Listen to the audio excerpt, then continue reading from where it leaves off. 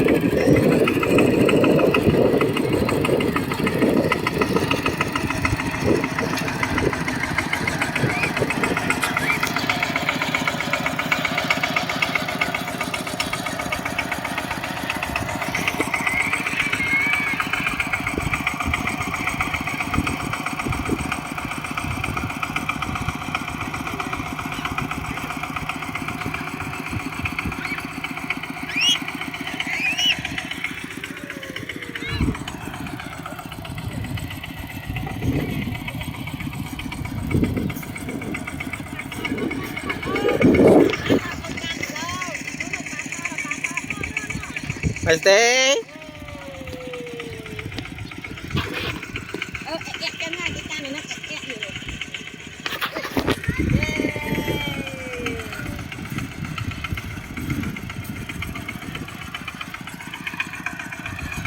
À. Trở lông. Wow.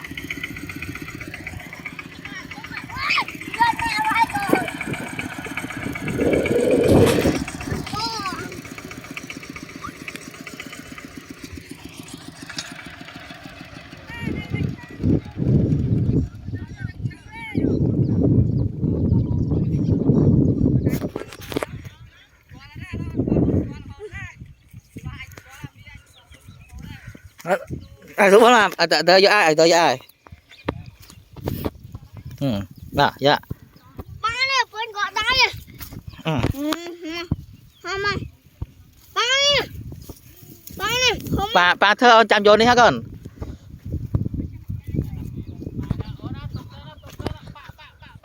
Ba Smay tông khom. Smay. Rơ đã kiên năng ba na trả tên đi. Rơ đã kiên năng ngâu.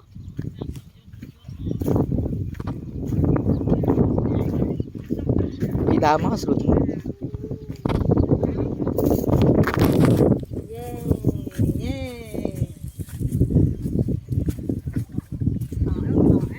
Nên hôm nay chuyện ấy.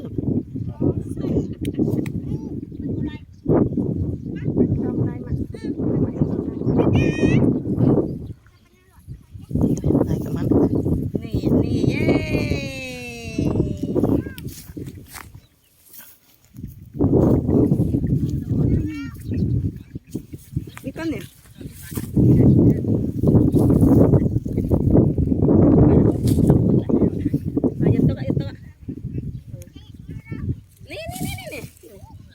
Yang dulu aja. Yeah, oh, tạo ruột cho này. Tạo ruột cho này. Ai long. Ai nhóc con tạo ruột.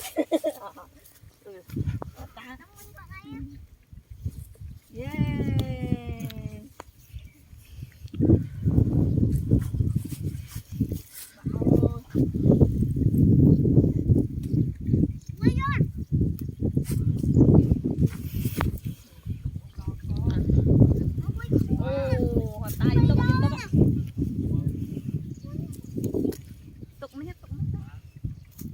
kiên kiên đấy chộp chộp nữa tích tích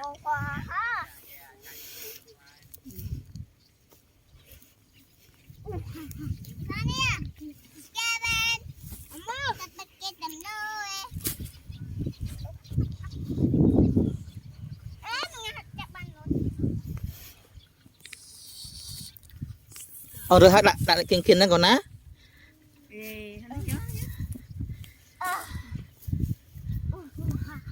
ông cài cho hắn ấy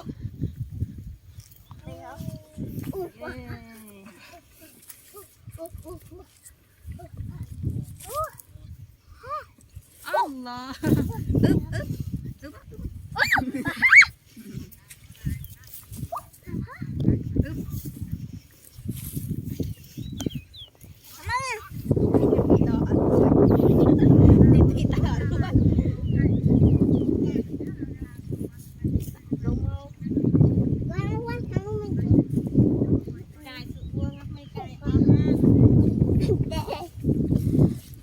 cài ó mày cài ó sao đâu dạ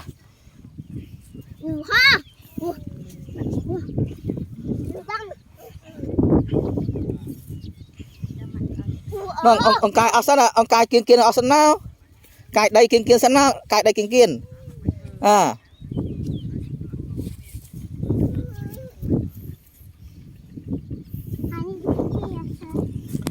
mà tới thôi ông cài kiên kiên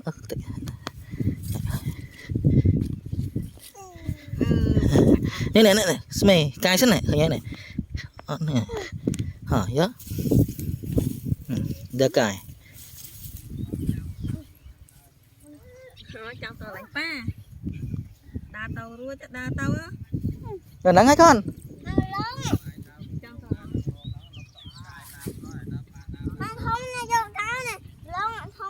tụng nắng còn mới vô con phải là nắng mới nhá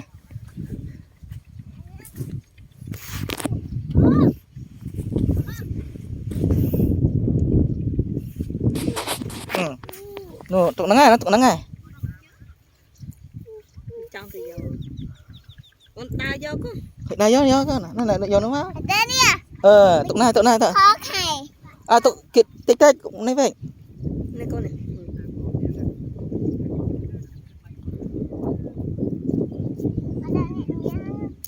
miên tụng mục gì đâu năng miên này năng miên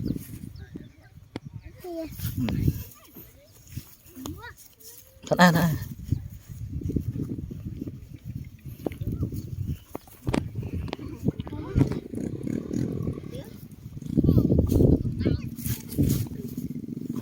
tất cả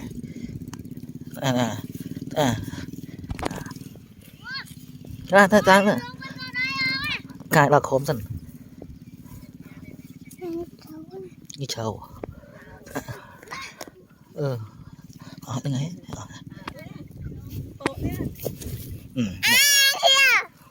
nè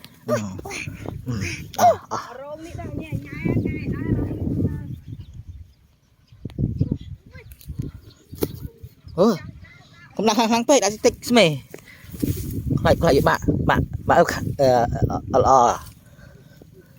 thì lại tích này lấy tiền miên này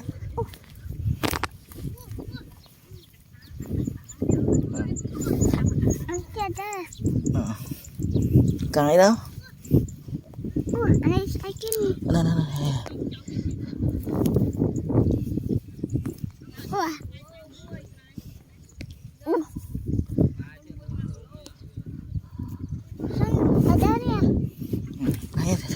thế cái này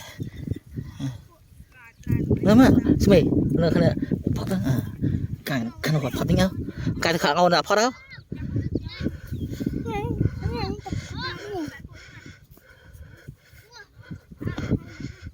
chết rồi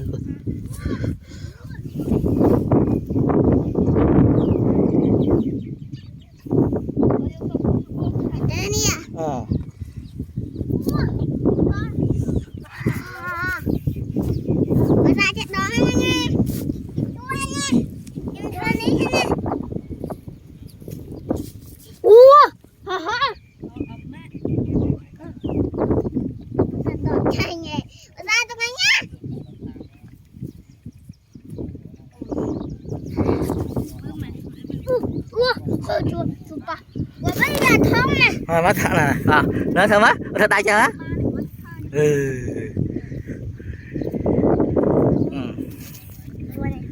á tích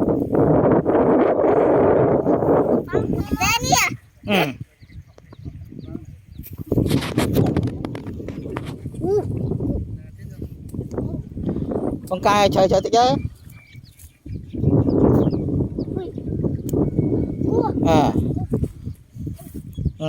ôi thô mày đã không đấy tích chứ con này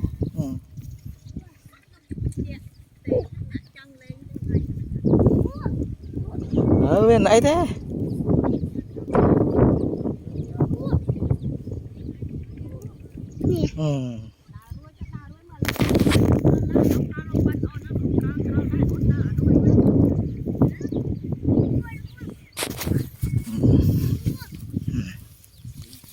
cái và đưa cái tích đưa cái tiền tiền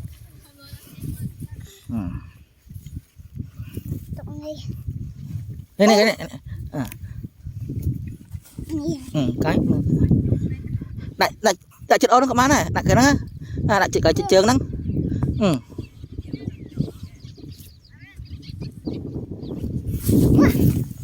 cái ta khá áo nó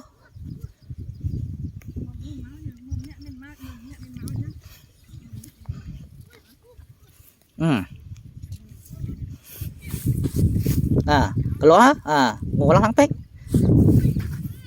ini sợ ini mana tự chết orang ăn miếng này giờ nè nó vô giờ trong đó á đây kalau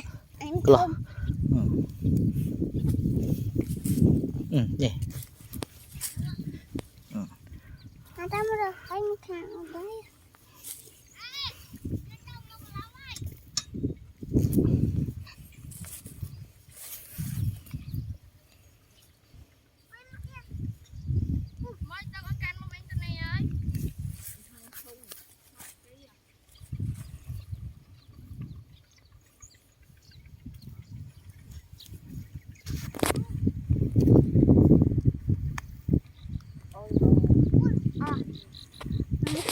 tidak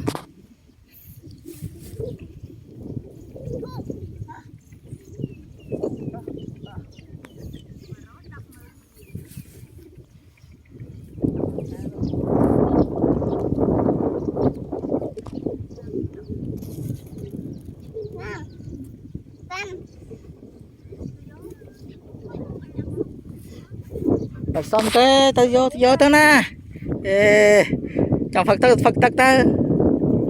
xong thế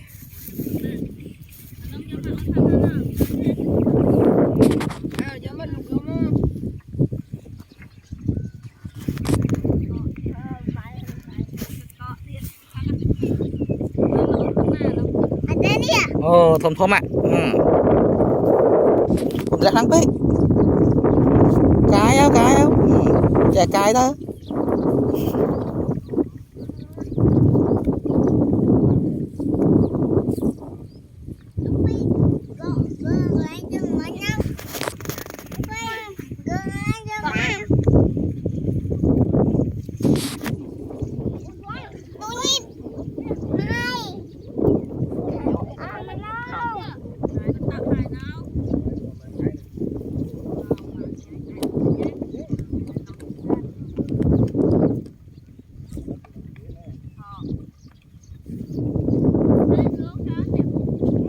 đó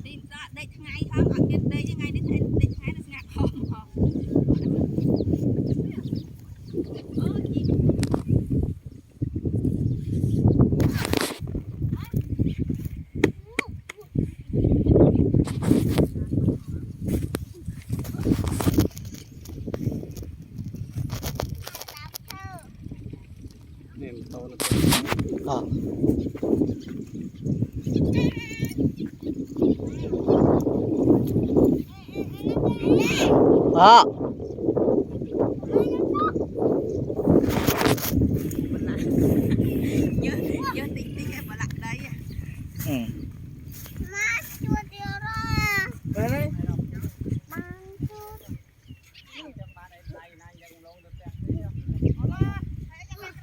kênh Ghiền Mì Gõ để không bỏ lỡ